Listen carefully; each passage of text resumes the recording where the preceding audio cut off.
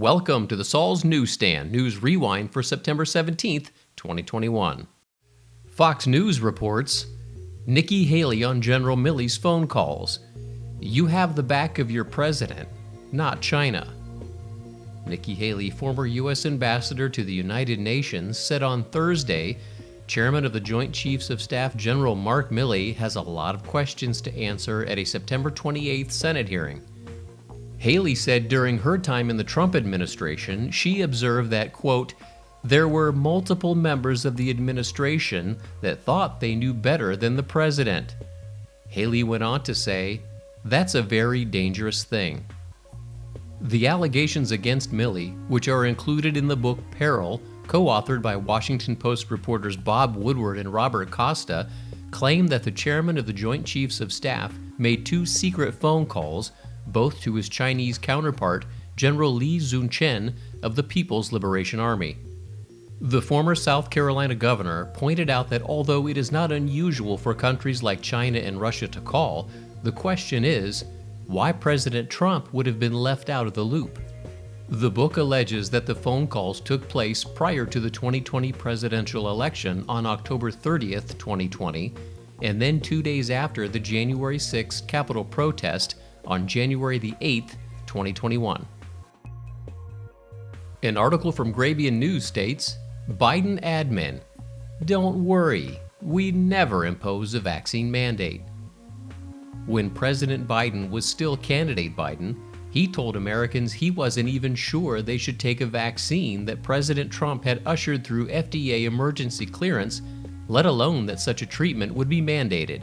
After the election, his administration repeatedly reassured they weren't budging and that there was nothing to worry about. We cannot require someone to be vaccinated. That's just not what we can do. Needless to say, the right of women to make decisions about their own bodies is not negotiable. No, definitely not. You don't want to mandate and try and force anyone to take a vaccine. We've never done that. Our interest is very simple from the federal government, which is Americans' privacy and rights should be protected. It is a matter of privacy to know who is or who isn't. We don't want to be mandating from the federal government to the general population. It would be unenforceable and not appropriate. Perhaps the federal government should step in and issue mandates, and if not, are you putting the needs of unvaccinated people ahead of the needs of vaccinated people? Well, I think the question here, one, that's not the role of the federal government. No, I don't think it should be mandatory. I wouldn't demand to be mandatory. First, we must increase vaccinations among the unvaccinated with new vaccination requirements. In a CNN interview on Thursday, Dr. Sanjay Gupta asked Dr. Fauci why Americans who've previously been infected with COVID-19 should get vaccinated. Fauci admitted, quote, I don't have a really firm answer for you on that.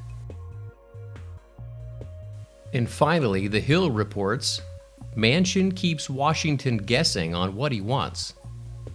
The fight over Democrats' $3.5 trillion spending bill is reviving one of Washington's most perennial questions. What does Senator Joe Manchin want? Manchin, who occupies the proverbial eye of the 50-50 Senate, is back in the spotlight amid a highly fraught debate over the heart of President Biden's legislative agenda. Senator Kyrsten Sinema, like Manchin, has also signaled opposition to the top-line figure and could be just as big of a headache for the Democrats. But Sinema, unlike Manchin, largely avoids the national press, while Manchin hit up the Sunday shows to detail his thinking on the spending package that is intended to include top Democratic priorities on immigration, climate change, and Medicare.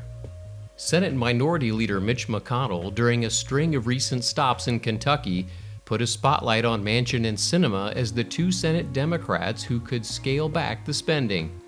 McConnell said at one event, quote, I pray for Manchin and Sinema every night. Give them a lot of love and wish them well.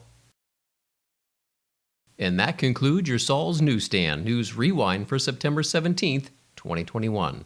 For more political news faster, visit saulsnews.com.